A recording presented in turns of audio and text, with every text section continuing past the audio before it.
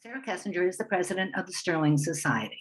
So I'll let her go ahead and say her brief intro and what we're up to and what this is all about, and then we'll get going. All right. Well, thank you for that introduction. Appreciate it.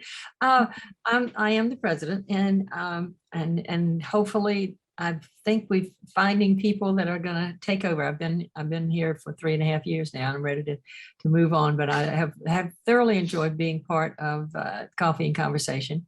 I've missed a couple this year, but not too many. We started back in '05. And we are an arm of DFAC, one of the arms that raises some funds for them.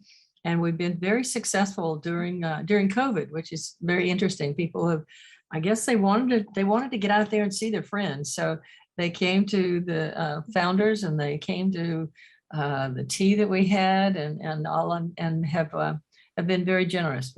We really do appreciate what they've done because of that. Because of them and because of Diane Wheatley Gelati, our sponsor. She makes it possible for us to do Zoom and for all this technology to come forth and happen. The other one, Diane and Nathan make it happen, but Diane Wheatley Gelati is the one that has really helped us with her sponsorship, and she's on her second year of doing that. So we really do appreciate it. And I hope you have a great day. This sounds wonderful. My husband and I are looking forward to it. We have been thoroughly enjoyed getting immersed in the arts in this fashion, and love Coffee and Conversation. So Diane, you're on. Okay, well, mostly what I do is I go through some of the logistics, and as I've mentioned briefly to those who are signed on early, you're all muted when you first join the group so that we don't hear background noise in your home. And as the presenter does her talk, she's going to do a slideshow and share her background and talk about each of the images. You can use the chat box if questions come up during the presentation. I hope you all have the device where you can see where the chat is. It's on my computer. It sits in the bottom margin of my computer. So you can just type in either comments that you want to share or type in questions. And then unless Caitlin wants to, like if there's an urgent question and somebody wants to raise their hand as a way to get our attention and we can unmute you, we'll let her go through her presentation, and then at the end will be the Q&A. And also I want to mention, in case, and I see a chat already, in case any of you have to leave early, somebody is saying, Tara Jacobson saying hi to everyone, and Sarah, good to see you again. But if you do have to, for some reason, leave early before the end of the presentation and the Q&A, each of these Coffee and Conversation presentations are recorded and videoed. And then we edit out this beginning chatty part, and they are posted on the DFAC website under the YouTube. So within about a few days of the presentation, I send this information over to Ken Hannon, who's our operations manager, chief operating and guru wizard of the web and other things. And he gets them on the website. So if you happen to need to leave or have to step away for a moment, you can view it again or share it with friends. And that's dfac.org in the top banner. It'll say YouTube. And all of the past presentations for the last 2 years of doing this during COVID are there. So if you want to look at any of the past ones that you might have missed, you're welcome to do that. So I think that takes care of the logistics. Caitlin Albritton, you've all, I'm sure, read the promo about her and her bio, so I'm not going to repeat all of that, but I will add one little thing. Not only is she a great artist and an instructor, but she's also a new mom. So she has, I think he's now just a little over 2 months, 2.5 months, little boy. Yeah, he's almost 3 months. Almost 3 now. And her mother is there in another area of the home. So it's unlikely that you will hear her little creation, but in case you do hear a little peep of some sort, that's her new child. So Caitlin, welcome, and we're looking forward to your slideshow. I've turned on the share screen, so whenever you want to pull up your slideshow, we're ready to take a look at it. Awesome. Thanks for everyone coming here. Let me get the screen share going here. Right. How does this look? So right there's your first one. So that's perfect. Okay. Yeah, we do a little rehearsal, and that's what we started with the other day. So awesome. Beautiful. I definitely want to thank everyone for being here today. It means a lot to me to do kind of adult things. After having a baby, it's like feels like you're just with the baby all the time. So it's nice to be here today. So today I'll be talking about the current work that I'm most excited about making, which is inlay jewelry. And inlay is kind of like a mosaic of sorts with semi-precious stones and sterling silver. My mission as a lapidary artist, which is the art of cutting stones, is to inspire creative minds through these innovative inlays, express and cherish a deep humanity through simple, sensuous pleasures of color and shape. So before I get too far into what I'm making now, I thought I'd kind of go back and share the journey that led me to where I am today. And then after that, I'll kind of show some step-by-step of how I make these inlays. It'll kind of go pretty quickly, so I'll try to keep everything moving along. So right now I like to call myself a painter turned silversmith because that's pretty much really what happened. In undergrad, I was at Savannah College of Art and Design. I got my BFA major in painting and a minor in ceramics. Spent my 4 years there really honing tech skills across the board, but particularly oil paint. It was a very traditional school. I wasn't Caitlin, excuse me. artists with conceptual backgrounds. Caitlin, sorry. Yes. I'm getting, I don't know if I was getting a little feedback. I'm not sure if it's from your mic or the position. I don't know. I think a few others might also. So I know we were all good initially, but I just want to mention a little bit of the reverb feedback was happening. Is this a little bit better now? I know for a second there was something that came across that the connection was a little spotty, so that might have been it. Sounds good now. All right, perfect. So I wasn't really exposed to a lot of artists with conceptual backgrounds when I was at that traditional school. So I mostly work from still lifes, since I love the kind of challenge of capturing the smallest little details of things, which is, I think, just an inherent part of how I work. I love capturing those, I don't know, just really delving into the details of things, like crinkles and folds and materials, since they created a tricky kind of landscape to mimic well to bring to life. After undergrad, I hit kind of like an artist midlife crisis. And I think many other artists can kind of feel like that. Every couple years, you feel like you get in a hole of what you're doing. But I didn't really know where I was headed with my photorealistic work from undergrad. And I kind of needed a boost of something, whether that was excitement or meaning or who knows. But I kind of expanded my horizons when I read this book On Beauty and Being Just by Elaine Scarry. She spoke about finding the beauty in something like a mosquito. And I found that really powerful statement because I particularly hate mosquitoes. So it really showed me that beauty could be found in anything, in the non-traditional. And at this time, I was exposed to the tactile paintings of Leslie Wayne, which really opened my eyes to what painting could be. It doesn't necessarily have to be so representational, which was pretty exciting to me. So here's a little studio shot back when I was making these. I was given some large glass doors to old fishing boats. My husband's family had a fishing company. And I would mix my oil paints with oil extenders on that. You could see the large swaths of paint here. So I'd use that drying medium and layer large kind of swaths of this paint across the glass palette. And then once the first layer skinned over, usually after a day or so, I could then mix on the next layer of paint and spread it on top of it. And I would keep doing this until I had about like a 1/4 inch to an inch kind of slab of paint pretty much. So this is like the side of the painting here on the left-hand image. And this is how I'd work. I'd have to kind of play around with different drying times based on the pigment type, since I know reds dried really slow, others dried a little bit faster, but I would start to cut out these strips from the huge slab of paint. In a way, it was kind of like cutting an overly stuffed peanut butter and jelly sandwich. So you'd have to kind of have this paint squirting out everywhere as you cut it under the thick layers here. Then from here, I would kind of put on my gloves and start to arrange them, as you see in the picture on the right-hand side. So I'd always thought of paint in terms of visual illusion, not a kind of tactile sculpting medium in itself. In previous works where I'd felt like I had absolute control of everything, this way of working was really liberating, since I had no idea kind of beforehand what the composition was going to be like ahead of time. Content-wise, I think there was kind of a mix between these geological formations and kind of also relationships to the body in a way. In the past, where I'd planned out everything ahead, now I was letting the paint kind of dictate how the painting was going to be. It all depended on the varying drying times. And then in some ways, it was like dealing with the surgery of having to kind of carefully arrange these strips in fabric-like folds. At this point, I think I had received a artist in residency at the Golden Foundation. So I kind of shifted from oil paints to acrylic paints. And if you're familiar with the Golden Foundation, they make all the golden paints that you see in pretty much every paint supply store ever. And it was a really amazing experience. Just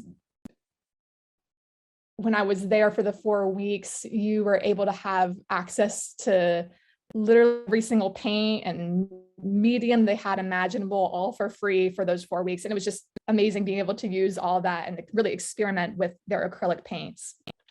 So there I learned how to make acrylic skins, as you can see in this piece, where you can mix paint with, I think it was alcohol, to get these different effects. Oop.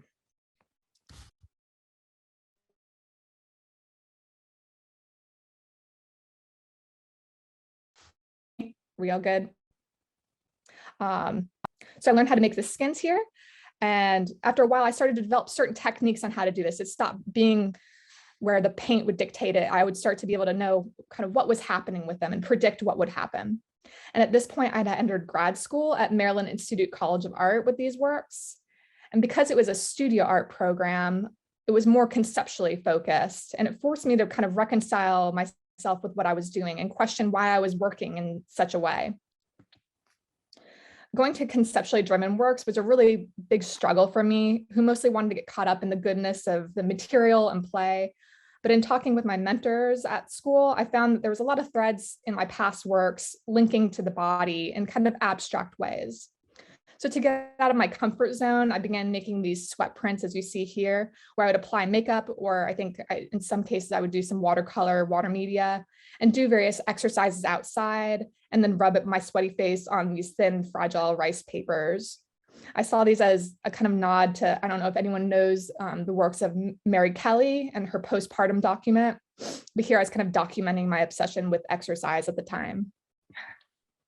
I also like that they kind of poked a bit of fun at abstract expressionist works. It still relished the simple beauty of mark making and implementing the body as a kind of artistic instrument in a way.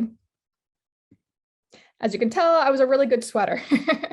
I made sure to make, I made a few of these before I had the urge to go back to oil painting.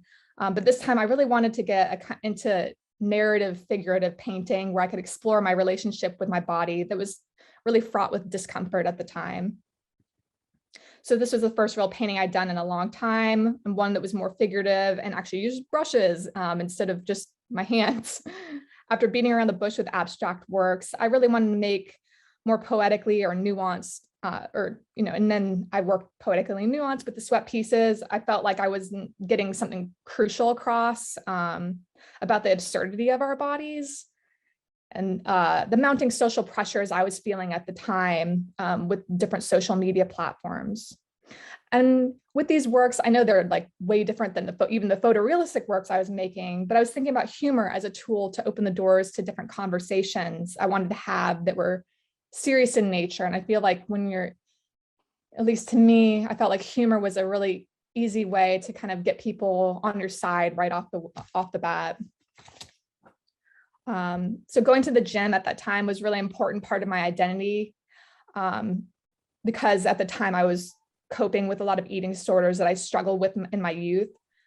So I saw the gym as a stage-like environment where everyday characteristics like sexuality, competitiveness, ego were really amplified.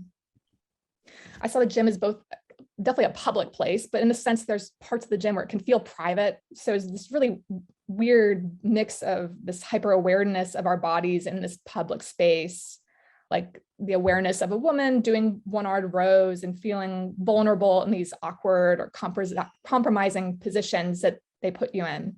And this painting was actually selected for the cover of New American Paintings, if you're familiar with that publication. I think that was back in 2017. So many think about Cubist alterations or abstractions of the body, where I was actually purely interested in how those abstractions really felt, like in a kind of stretching position, feeling like you're like at your limit. It just feels like maybe you're like a noodle or something like that. So I don't know. I find it humorous, the bodies that we're in, what it feels like to be attached to this body and dealing with what we reside in as a vessel. So these were all huge paintings. I think the longest side was about 58 inches. Now this is 8 by 8 inches. I was trying to work a little bit smaller as a reprieve after working on a few large canvases, which I think now that you could see, I'm definitely more of a small scale artist. So doing this just as a reprieve. Around this time, the Arts Council of Hillsborough County had opened applications for their individual artist grants, where they give out $2,000 towards the professional development of an artist practice. And I can't really recall what got me to think about inlay again after such a long time, but I think it was because I've always been a huge rock hound ever since I was little. I know my parents really got me into it. And one of my memories of this is at one point they had spray painted some just pebbles gold and put them in the sandbox in the backyard. And when I dug them up, I thought I had found gold in our backyard. And I think just something like that, sparking excitement for finding kind of treasures of Mother Nature. And I think I just never grew out of that. So I've always been collecting material pretty much all my life. Anywhere we go, I'm collecting jaspers or obsidians. So I'm thinking about how I could use some of those materials that I've collected throughout my life. So I applied to this grant with an intention to take a few classes of Inlay and Intarsia. Both are processes of creating images with stone, just a little bit different techniques with Inlay and Intarsia at the William Holland School of Lapidary Arts in North Georgia. My goal was to translate these gym series of paintings into inlay, which would easily make basically a small little painting. Since I was really getting overwhelmed with these huge canvases, like this one here is 60 by 60, the biggest painting I've ever made, and I don't want to do it again, ever. So to my surprise, I got the grant and I took 3 week-long classes at William Holland. Keep in mind, at this time, I really had minimal experience in silversmithing. I had actually taken a basic silversmithing class in undergrad at SCAD. So I could recall a thing or two about soldering, but I was really only self-taught at making cabochons, which, if you're familiar with jewelry, a cabochon is basically a domed stone that has a flat back on it. So I was doing a few of those on my own, but this was the first inlay I did, and I'm actually pretty proud of it. It was a braid. You can see kind of like a braid kind of structure here, since my instructor wouldn't let me do any figurative pieces for the first one. So I was kind of upset about that, but eventually my instructor gave in and let me do what I wanted. So I was able to start playing around with figurative inlays. This was the second inlay I've ever done. And I guess this is a good time to explain a little bit more in detail what inlay is, since it's a bit different than most of your pieces of jewelry, like prong settings for, faceted stones. So right here is, you can see between each of the stones, there's sterling silver. So all the sterling silver is constructed ahead of time. And then each of the stones is then cut after the fact to fit precisely into each of those little channels there. As close as you can, as close as possible to have a nice snug fit, but then you're using like an epoxy or, a strong strength glue to really hold them in place. But they should, the stones should be pretty snug fit as they are. And then everything is cut completely flat afterwards. So this has a nice smooth surface afterwards. A little bit different than what I make now, which is called pillow inlay. So all the stones are cut and domed on their own. So for my next inlay class, I was able to get a little bit more proficient with soldering and building with some of the projects we're making, like this box ring here. And then we were starting to work a little bit even more in depth with the building with this cuff bracelet, which was a really great challenge in class, since you not only had to cut the stones to fit the edges of the cuff bracelet, you also had to cut the bottom of the stones so they match that curvature all the way around. And for fun, I chose something, the patterning of a coral snake, if you're familiar with those. Was red touches yellow, you're a dead fellow. Red touches black, you're You're okay, Jack? I think that's how it works. Good thing I don't have many snakes around anymore, else I'd probably be bitten, and that wouldn't be good. So I'm usually the kind of person that jumps into projects usually above my skill level instead of going step by step. For one, I get definitely way too excited, but I think I also learn more this way than the traditional way of doing things, slowly progressing through this. So after I'd taken all my classes, this is the first inlay project I had made when I came back home from my workshops. Though I hadn't learned this technique, which is, like I was talking before, the pillow inlay, or it's also called cobblestone inlay, I was able to kind of figure out on my own with the skills I had learned from those classes. So like I said before, the pillow inlay, each stone is domed separately, like a cabochon, instead of cut flat. So the resulting piece ends up having a little bit more interesting surface texture here. You can kind of see the shine marks on them. They're definitely more interesting in person, I think. Like most things, they're more interesting and exciting in person. Let's see. So hinging off my gym series, I made a series called Rock Solid Bodies, which was an offshoot of wearable sculptures that allowed my paintings to be really brought to life. You could bring them, you know, into the streets. They weren't restricted by being stuck on a wall like a paintings traditionally are in conventional gallery spaces. So here I'm aiming to play with the absurdity of having a rock hard gym body by literally making one out of rocks. And this is a picture of it worn. So this, you can see this came out pretty large, and not all of them are that big, I promise. Let's see. So what was so great about inlay is that I didn't have to mix any paints. I think there's some chores involved in an artist's life that they'd prefer not to do, and mixing paints was one of them. So I love the fact that I could just use what Mother Nature created to come up with the palettes for my inlays, while still focusing on the emotive and signifying aspects of color, like having reds or pinks of skin to show the heat, or using kind of interesting patterned stones for the different gym fashions out there at the time. Like in this piece here, a lot of fashion trends are kind of psychedelic or tie-dyed patterns at the time. So in this piece, kind of mimicking those fashion trends, making even more elaborate cuts like the crisscross back of her sports bra. Get through all of it. I tried to keep the palette as minimal and effective as possible by picking rock slabs in the same kind of color family, which can be really hard because you have to amass a lot of rocks to get a kind of wide range of palette to be able to use. But what I like to do is use one pattern stone, maybe two at the most, and then a lot of solid colors to go with it. For the most part, I also try to make an effort to use high quality yet underappreciated materials like jaspers, petrified woods, or obsidian, because like usually most people go right for the most expensive or the most unique stuff, but I liked using the stones that people like hadn't heard about, like petrified palm root. Like who's ever heard of that before? But I used that in her skin here. It has like almost an ostrich skin look.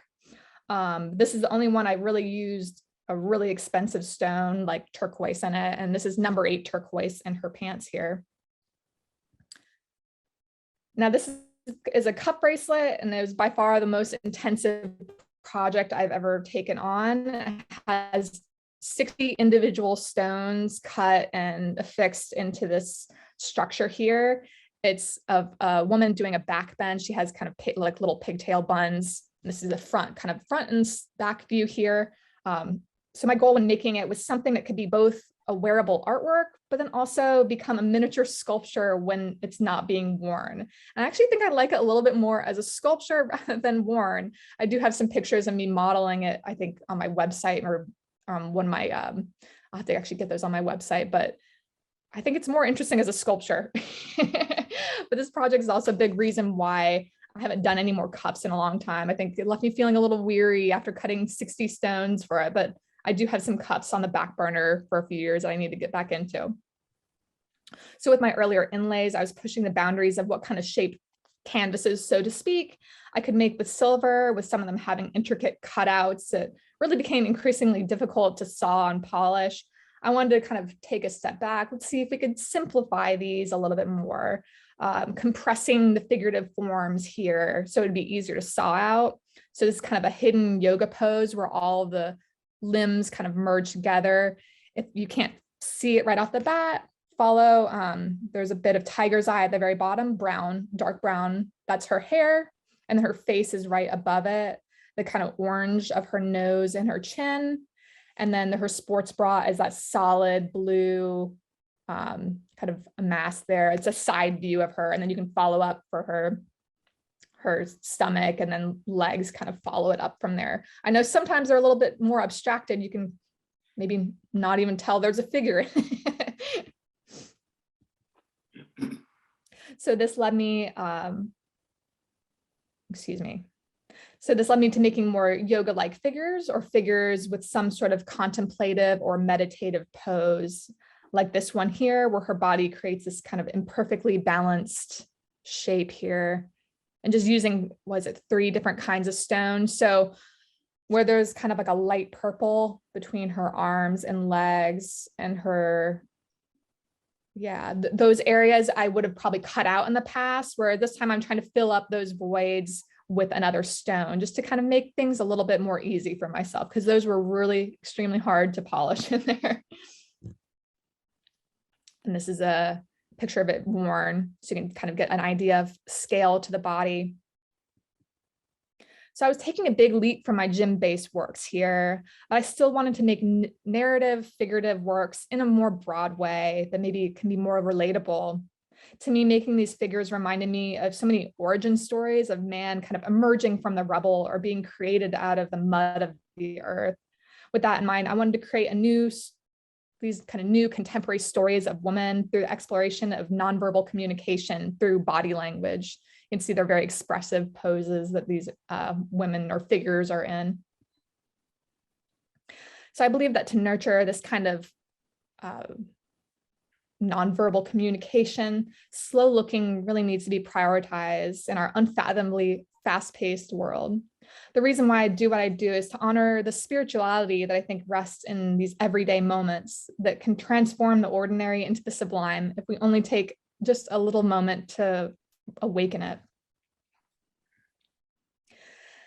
So going from conceptual works to this, I think another big reason why I shifted to this is I became over the conceptual works. To me, they felt overworked with words, and I forgot what makes people drawn to art in the first place, which is humanity through beauty. I kept thinking about what kind of artwork I was drawn to, and I loved the sultry, exciting figurative paintings of Henry Matisse, Milton Avery, Marsden Hartley, or Judith Linhares. What they all have in common is their own way of abstracting this everyday with adept color and form, and really turning it into visual magic, which is what I was hoping to do. In search for that magic, I wanted to highlight and represent soft-spoken voices that carry so much wisdom behind their soft, curvy, realistic forms. So for the most part, I was making these individual pendants, and I really hadn't branched out into other pieces like earrings or rings. So last year, I really took it upon myself to start making more of an effort to make these kind of mini collections of jewelry. So in this piece, Persephone's Dance, you have the figurative piece, you have a more casual piece, a casual pendant, off to the right-hand side, earrings, and then the ring that were based off of a lot of the shapes of the figurative pendant. While I sell all the pieces separately, I like the idea of making sorry, one second. All right, I think we're back on. I like the idea of making non-matchy-matchy collection and take some of the color palette and shapes of the figurative piece into the other pieces. So here you'd have like little bits of the red jasper of her bra and underwear into the earrings here of this kind of sexy lady piece. I like that I used dinosaur bone for, like her fishnet stockings, and using that in other elements of the other pieces in the collection. So when I list these figures on my website, usually each has a written story to go along with them. And this one is one of my favorites, and Arcadia's Repose. And that's actually a true story from my husband's side of the family. So way back before Florida was really developed, there was a small logging town in the middle of the state. And when the birthday of the town's reverend came around, Miss Arcadia Albritton had baked him a cake. And he must have loved it so much that he named the town after her. And that's how you have the town of Arcadia in Florida, which I think is really cool. Sorry, this piece here. And then this is the lax collection I'll show. It's my Flamingo float collection, emphasizing how relaxing it can feel just to lean back in a float and ride down the Rainbow River, which is something I hope to do once it warms up a little bit more this year, at least the water. I know the water is always freezing though. And this piece is actually recently a part of the New York Jewelry Week, if you're familiar with that. It's like a whole week-long event at different venues all across New York. And that happened this past November, which is exciting to have a big show of some of my works in such a big jewelry related event. All right, now that I've shown some of my works, I wanted to go over how it all goes down from start to finish. Everything always starts at my sketchbook where I'll draw some different designs. Sometimes I'll draw the same thing over and over again with small adjustments until I hit something that resonates with me. And I think for this one, I end up choosing the top left piece for my pendant. It's a figure and she kind of has her head to the side with her hair kind of going down. She's holding her head with her hand, and then the other one's kind of underneath it here in case you can't see it.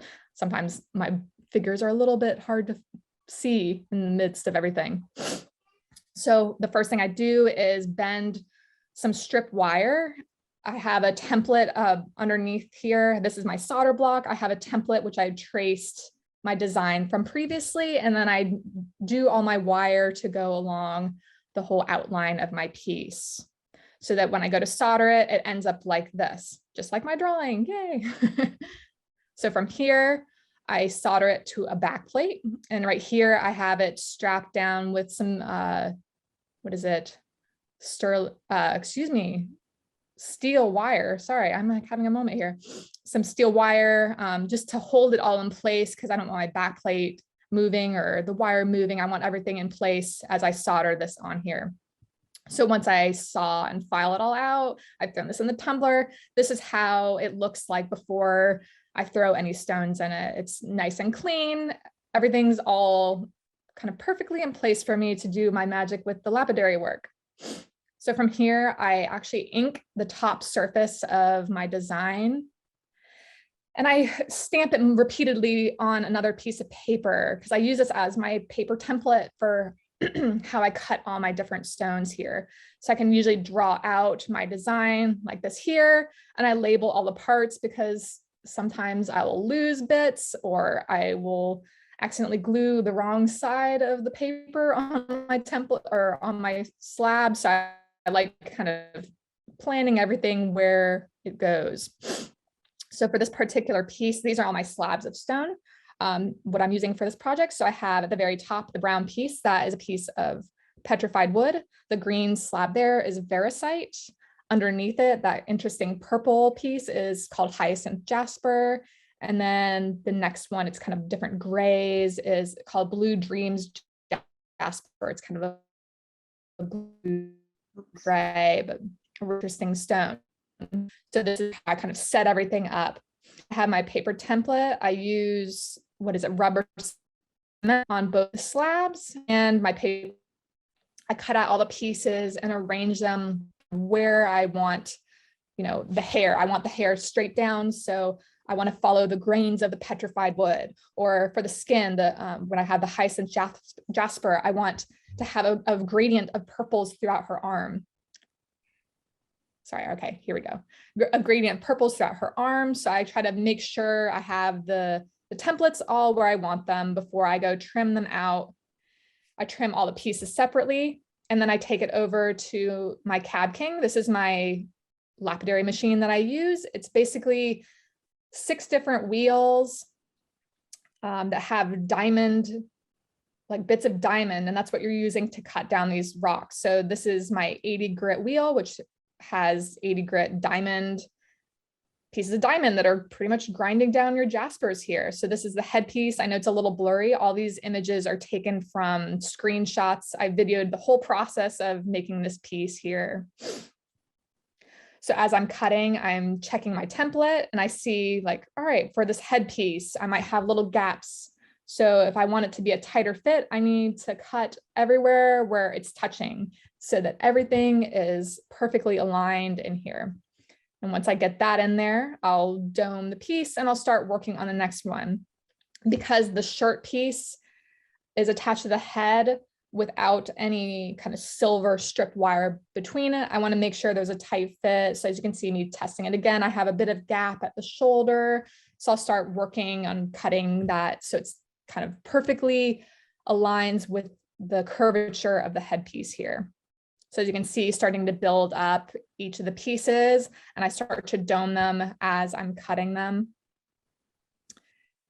And then I even cut the little tiny bracelet pieces. This is probably the smallest pieces here. I try not to cut my fingers because diamond wheel on your little fingers can really hurt.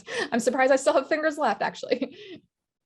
So this is, I think, at 600. So this is moving down the wheels. This is about a 600 diamond grit polish.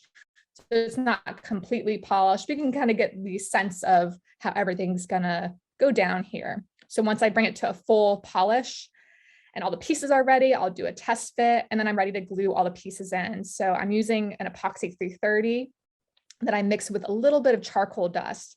And the charcoal dust kind of makes it so all the stone pieces, if there is a kind of little gap in it, it just kind of blends in with the sterling silver. So as you can see here, I'm starting to add the glue in here and start to align all my pieces in there.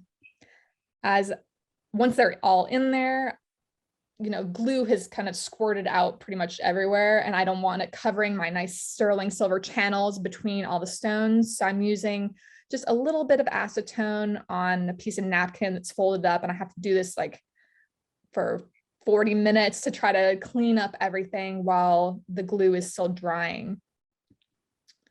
So after that's done and all the glue is set, usually after, you know, maybe I let it cure for the full 24 hours, take the tape off, do any re-cleaning. The tape is there just so I don't have as much of a glue mess to deal with after the fact.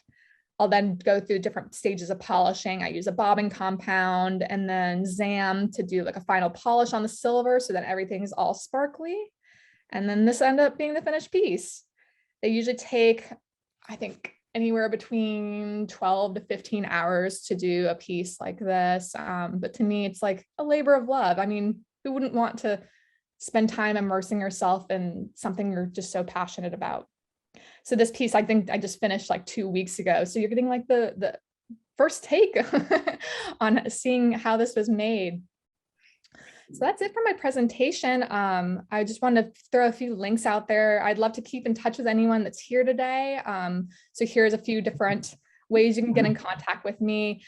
My website is the first one. So it has my shop if you want to see some of my other works. I don't always do figurative works. I do some other things as well. I recently went on a trip with my husband to Utah where we collected some highlight bubble opal, which is really cool stuff, and that's in my shop, and I just think it looks awesome, so you'll have to check that out. If you have Facebook, you can find me at Caitlin Albritton.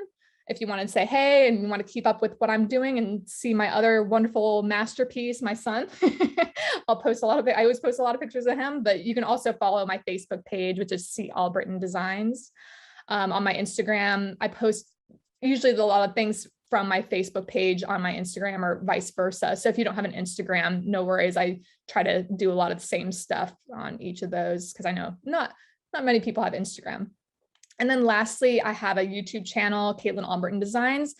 I've started doing some tutorials on how to do these. So if you're interested in doing like a flush cut inlay like you saw at the beginning, I actually have a tutorial on how to do that up there. So if you're kind of interested or you're a silversmith and you're interested in doing lapidary stuff, it kind of goes step by step on how to make these, bring these make these come alive. And then coming up this summer, if you actually are interested in taking a class with me, I will be teaching a class at the Tampa Bay Mineral and Science Club on how to make inlays. So definitely either take a screenshot of this or keep this up if you want to keep in touch with me. With that said, I think we can, I don't know if I should just go back to no more screen share, or we can start to do some of the questions. I can keep this up. It doesn't matter to me. Okay, and people can feel free to unmute themselves. We don't have too many on right now, I think, to just go ahead and field questions. And I'm looking at the chat from Diane Wheatley Gelati. Caitlin, really love your sculpted oil / acrylic earlier works. And of course, the inlays. I adore your artistic creations and applaud your presentation skills. So that's just a thank you. And also another thank you from Patricia for sharing all of that. Loved it. And we didn't really have any questions pop up, but I do have a question. Where do you source, you mentioned going to Utah, where do you source your rocks? Is it in nature itself or a combination?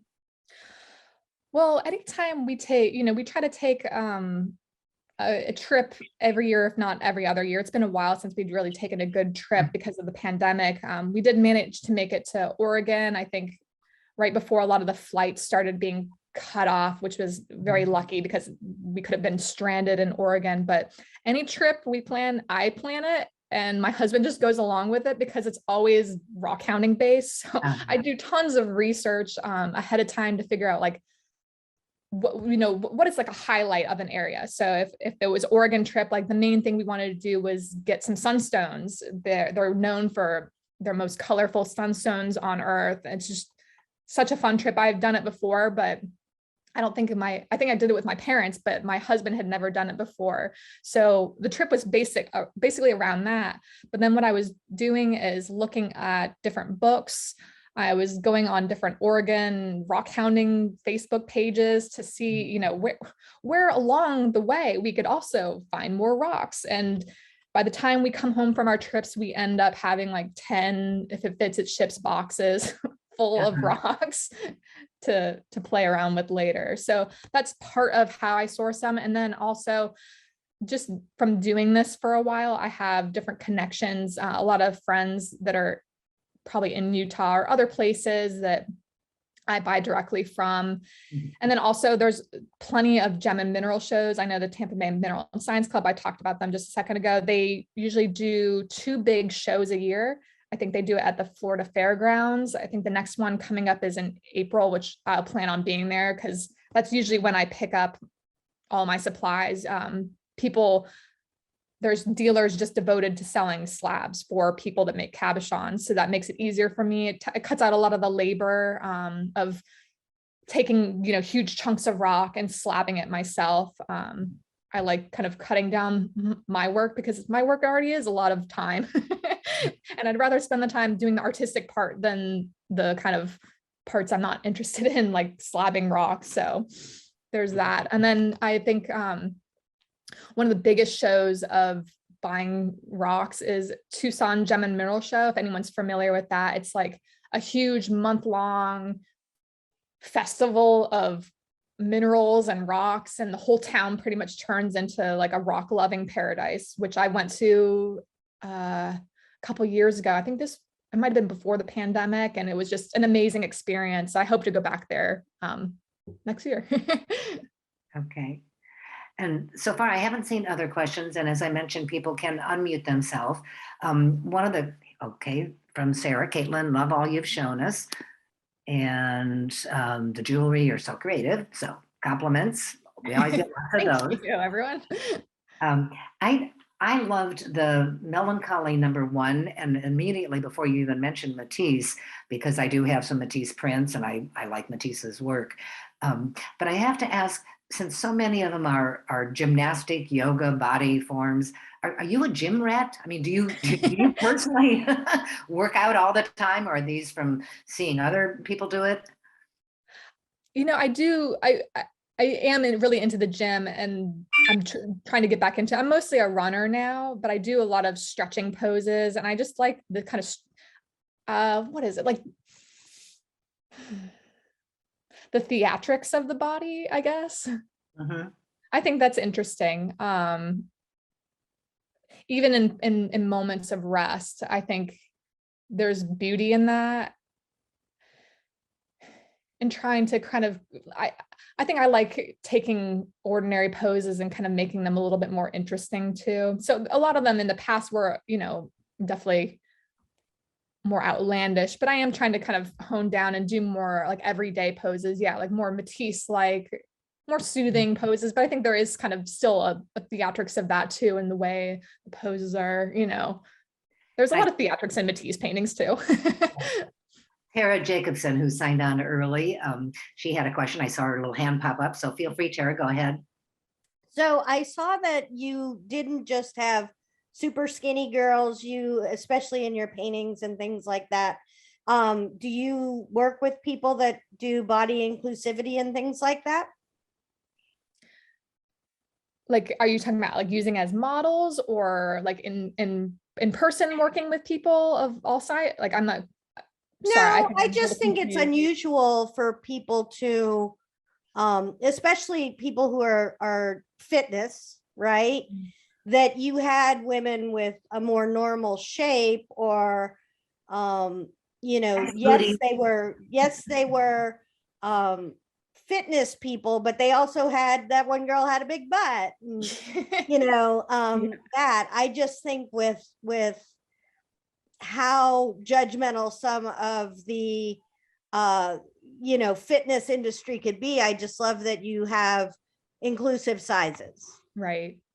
I think I was always thinking about that. And I think it goes back to like paintings like by Matisse and Milton Avery. When I look at them, what I think what draws many people to them is because it's real. It feels a little bit more representative of all walks of society. And I think another, reason why I like them too is not just the figures, but parsing down the facial expressions to kind of nothing. So you can kind of see yourself in them a little bit more, perhaps. But yeah, I think I try to make my figures a little bit more, I don't know. I like to think about them as like flexible noodles. Like, not all of them are, tiny shapes, but at the same time, I don't know. I think I internalize a lot of that, like representation of different bodies, but I think it's hard for me to put it into words right now, apparently. And you had mentioned at some point in the presentation, having had, not to get personal with you, but having had some of your own personal issues with body image or food related. Right. And so, it seems like the jewelry in particular, and the shapes and the forms that you create, was a way maybe for you to work through some of that, or to express it and get in. I think there's something to be said about, having like a diary or a journal of thoughts that is expressed not in words, once again, in the kind of nonverbal way, and to express a kind of kindness. I think like at the time I was being unkind to myself for not being a certain size. And to me, anyone else of any other size, it didn't bother me. I was expressing kindness to those bodies. And it's like, why couldn't I express that kindness to myself? So I think a lot of this is a way of expressing kindness. Mm-hmm. And by expressing kindness, hopefully getting that in return. I don't know. I think it's a way, I think art totally is a way of communicating like little things that perhaps, I know I'm not good at talking in person. Usually I'm writing things out to express that. So. Yeah, and the thinker pose. I particularly like that one also. I could almost sort of sense a person having posed for that in a meditative state. There was just something almost like loving herself, or in some way arms wrapped around herself in the thinker pose. So I especially like that one too. So anyone else, comments or questions? As I'd mentioned, the presentation will be on YouTube, and for those who want to learn how to do this, you'll be able to play it slowly and see each of her steps. Are any of our audience members jewelry makers or artists personally? I'm just curious. Feel free to unmute if you want to respond. I see people looking, but I don't see maybe not. Maybe no. Yeah. I'm an artist personally. Mm-hmm. I do collage, and I told you my father sent me, I wasn't realizing wearable art was jewelry, but it was so fun to watch the progression of like how your whole style came about and how you went super detailed to super not detailed with the sweat, and then back to finding that kind of level of detail that you like. I think the stones are very detailed, but the figures aren't. Mhm. And mentioning wearable art, I'm going to put in a little plug for the Art Center, DFAC. I don't know how many of you that are here today for the presentation are aware of the big event that the Art Center has called Wearable Art. And it actually is more fashion rather than jewelry per se. But I believe it's in August. You can all check the Dunedin Fine Arts Center website. And I don't know how many years now. I think it has to be coming on maybe the 30th year of wearable art. So be watching for that if you're into anything that represents wearable art, not just jewelry, but clothing. And you can look also on the website for past wearable art events and see what I'm talking about to get a better idea. So having said that, unless anybody else has any comments or questions, you have Caitlin's contact information for follow-up. And I will just close with, there are 2 more Coffee and Conversation presentations coming up. We have April and May are the last 2, and then we take a break during the summer. And I haven't yet found presenters for those 2, but I'm working on that with Catherine and Nathan. So if any of our remaining audience have suggestions of people whose works that are locally or even not local, they could be someplace else because they can Zoom in. I can be contacted. I'll give you my personal contact, just my personal email. It's Diane, DYANN, Van, VAN, Dusen, DUSEN, @gmail.com. So if any of you want to drop me a note with suggestions for the next couple of artist presentations, please do so. And otherwise, Caitlin, thank you so much and congratulations on your little boy. Thank you, If you Diane. wanted to introduce him to us, you could tell your mom to bring him down. I don't know. He might be eating or sleeping now. I think. Yeah. Don't want to disturb those early months. But thank you everyone for being here today. I really appreciate it.